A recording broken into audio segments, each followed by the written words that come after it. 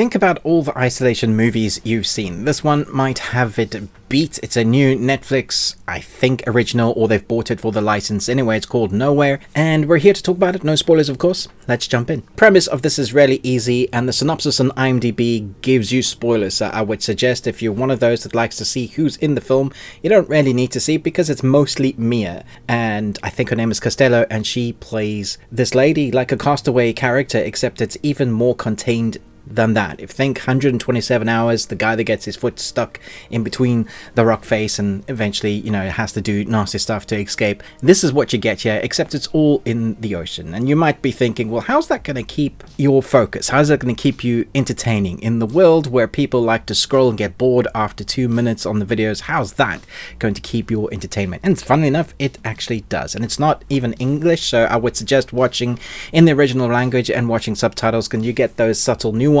with the actress actually there, and you get to see how she feels with when she's kind of not talking but more exasperated or in fear of her life or trying to survive.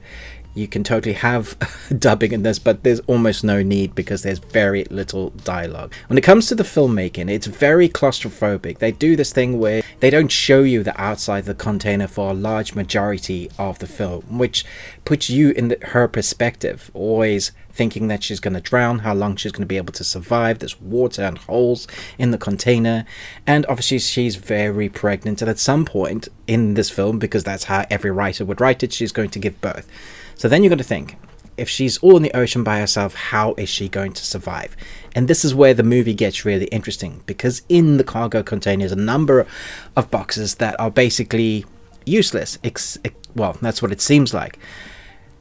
Are you the type of person that if you got stuck in the wild or you got stuck alone in this situation, are you that person that's going to survive and MacGyver it and try and live and survive the day to see your family? Or are you going to look at that situation going, no, I don't want to put myself through this.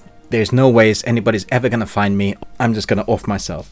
And that's sort of the questions it asked here. Obviously, there wouldn't be much of a film if she knocked herself off, so how does she survive? And watching her MacGyver stuff, go through storms, go through hunger, go through how to protect a baby, go through how am I actually going to survive, and everything she uses in container by MacGyvering it makes this very entertaining to watch. It's also really harrowing in places. It's quite dark, darker than you'd expect a single container in the ocean to be, and yet also beautiful at times. It really doesn't outstay its welcome. There are only 2 points where I thought they could have sped up the film and edited some of the parts where she's talking to herself or remembering. I thought that slowed down the pace quite a bit, but that's to kind of give the character some backstory and help us understand who she is as a person and why she's fighting so hard to survive. The thing about this movie is I loved it. I thought it was really entertaining, really fun to watch, but I can't help think about the reality of this. So many people do trying to escape the life that they have, give up everything,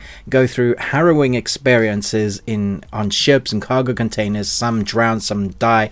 Recently we had news just here in England where a bunch of people died in one, they drowned.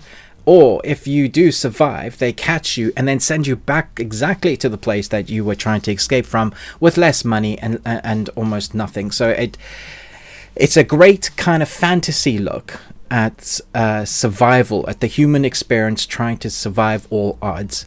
But it also doesn't fill me with hope that this would ever be the reality, because in reality, life is much darker. There you go. I'm sure you're happy now listening to that.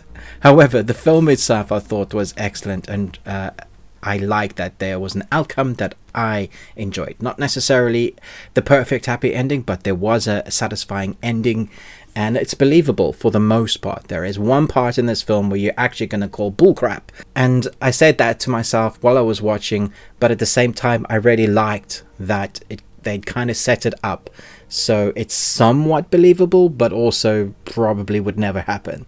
So let me know your thoughts and feelings about this film in the comments down below. Thanks so much for watching, and I give this 4 Nicolas Cages out of 5. You got one. Congratulations. So even with all my niggles and my little dark rant there at the end, it's still actually a very good film, and I highly recommend watching it. Thanks so much for watching this review, but most of all, until next time, remember, live long and Tuesday.